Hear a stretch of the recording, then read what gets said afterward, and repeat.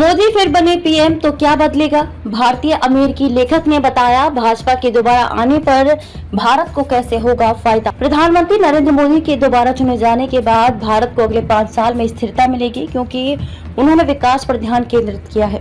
भारतीय अमेरिकी लेखक राजीव मल्होत्रा ने पीएम मोदी के तीसरी बार सत्ता में आने की उम्मीद जताई है। साथ ही अगर वो इस बार सत्ता में आ जाते हैं तो इससे भारत को कितना फायदा मिलेगा, इसको लेकर अपनी राय भी दी है। भारत देश के बाहर से मिल रही चुनौतियों का साहसपूर्वक मुकाबला कर सकता है, इसका कारण मोदी सरकार है। पीटीआई को दिए एक इंटरव्यू में राजीव मल्होत्रा देश में हुए विकास पर बात करते हुए कहते हैं कि आप देख सकते हैं कि गरीबों से लेकर अल्पसंख्यकों तक समाज के हर वर्ग को लाभ हुआ है। उन्होंने आगे कहा कि आप आंकड़ों के साथ ये देख सकते हैं, उनके पास सड़कें, साफ पानी, बेहतर स्वास्थ्य सुविधाएं, खाना और शिक्षा है। राजीव मल्होत्रा ने विपक्ष पर भी निशाना साधा। उन्होंने कहा कि जबकि पिछली सरकार गरीबी से लड़ने आदि के नारे लगा रही थी, लेकिन काम नहीं कर रही थी। राष्ट्रीय थिंक टैंक बनाने का दिया सुझाव। राजीव मल्होत्रा कहते हैं कि मोदी को अपने तीसरे कार्यकाल में भारत के आंतरिक मामलों में बाहरी शक्तियों के हस्तक्षेप सहित कई प्रमुख चुनौतियों पर ध्यान केंद्रित करना चाहिए।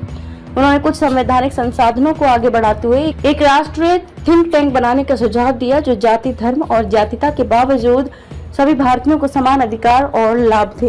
हमले के पीछे कौन है? वहीं राजीव मल्होत्रा ने विदेश मंत्री एस जयशंकर को लेकर भी अपने विचार व्यक्त किए। मुझे उनका दुस्साहस और एक्टिव रिएक्शन पसंद है, लेकिन वो आतंकवाद और हमलों का पता लगाने में अभी असमर्थ है। इसको लेकर उन्होंने ज्यादा रिसर्च नहीं किया है। उन्हें ये पता लगाने की जरूरत है कि इस हमले के पीछे कौन है, अगला हमला कहाँ हो सकता है। राजीव मल्होत्रा कहते हैं कि हमारी खुशियां जिनसे इन हमलों को रोक सकती हैं या पहले से ही अंदाजा लगा सकती हैं, इसके लिए उसे अलर्ट होना होगा। राजीव मल्होत्रा आगे कहते हैं कि ऐसे कई उदाहरण हैं जहां वे हमलों को रोकने में सक्षम हुए हैं, लेकिन वहीं भारत के खिलाफ हिंसा भड़काने, खालिस्तान या कश्मीर अलगाववादी की बात हो, साथ ही जो मासूम बच्चे इस हिंसा का शिकार हो रहे हैं, रोते बिलखते चीख रहे हैं, अभी भारत इसका समाधान करने में सक्षम नहीं हुआ है।